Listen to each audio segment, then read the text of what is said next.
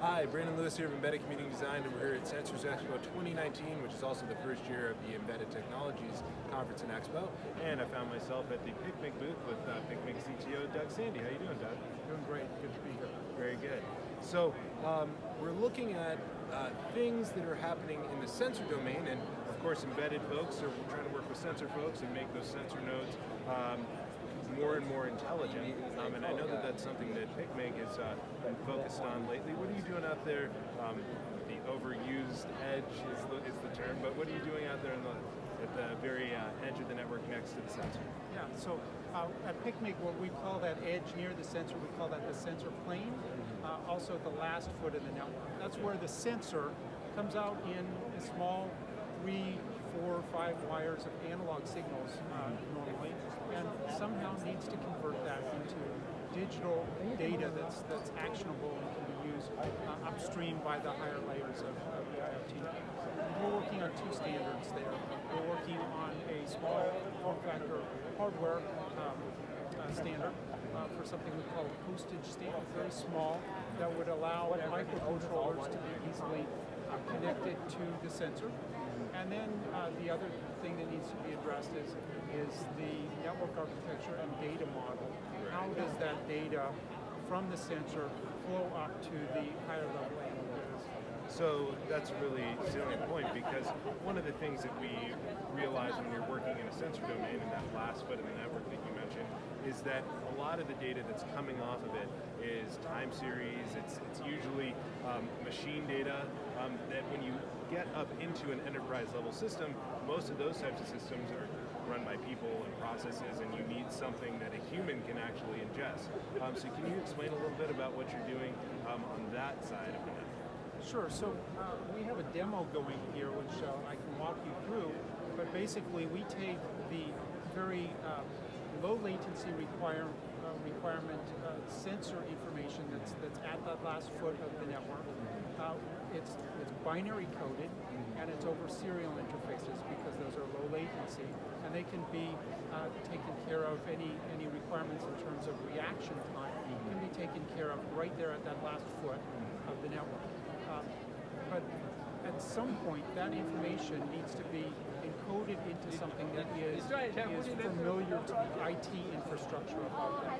And we've introduced something called a multilingual bridge, which converts that binary coded data model into a JSON human-readable data model that the IT folks in the IT world are very familiar with. That's great, Doug. Thanks a lot for that. But I just want to make sure that we're not saying that this type of architecture precludes IP-enabled sensor nodes from being deployed as well. Yeah, it absolutely does not preclude IP-connected sensor nodes. In fact, in our demonstration, which I'll show you, you'll see that we have one Ethernet connected node, direct connected, providing sensor information telemetry up to the higher level system.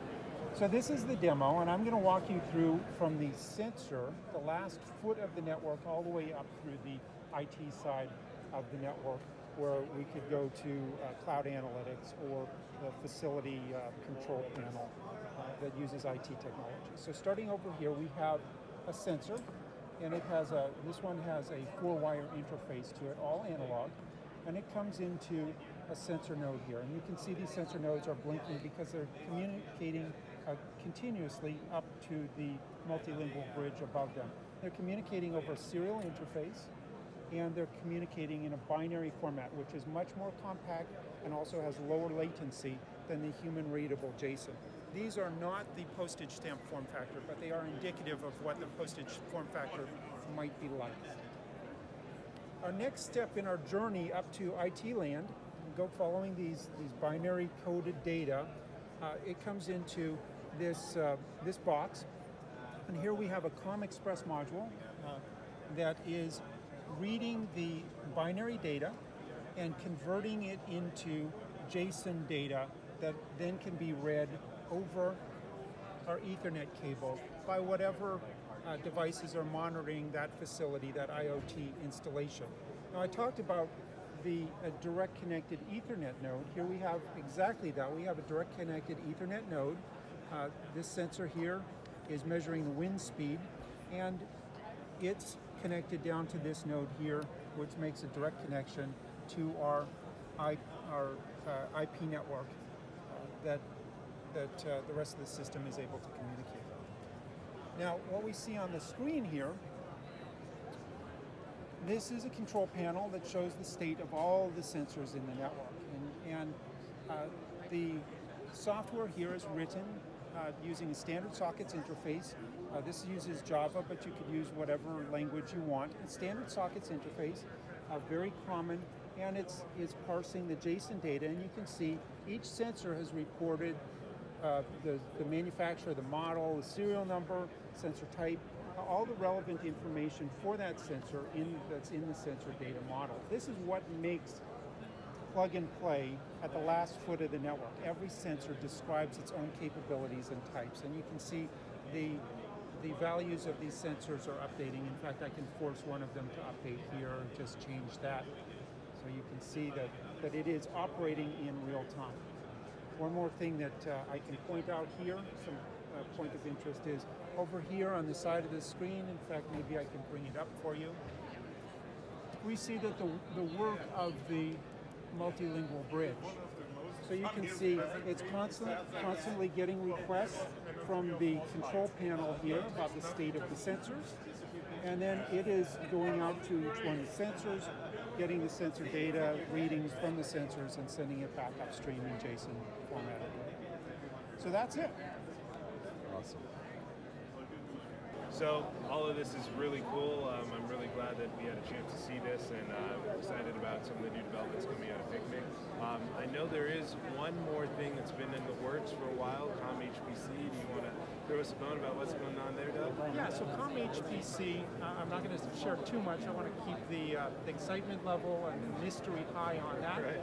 But it is a new form factor that PICMG is working on right now.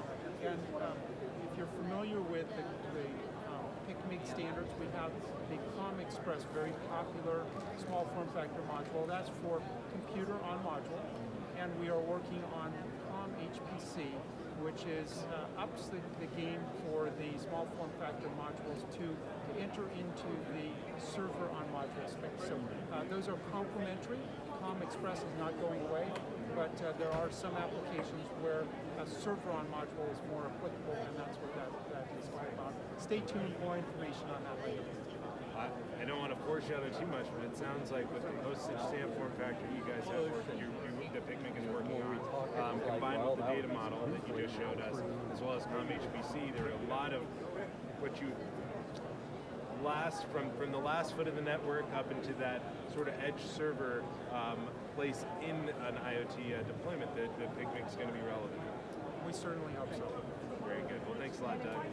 If you're interested in learning more about what's going on at PICMG, which happens to be a lot around IoT and industrial IoT, you can find out more by visiting www.picmg.org. Thanks for watching.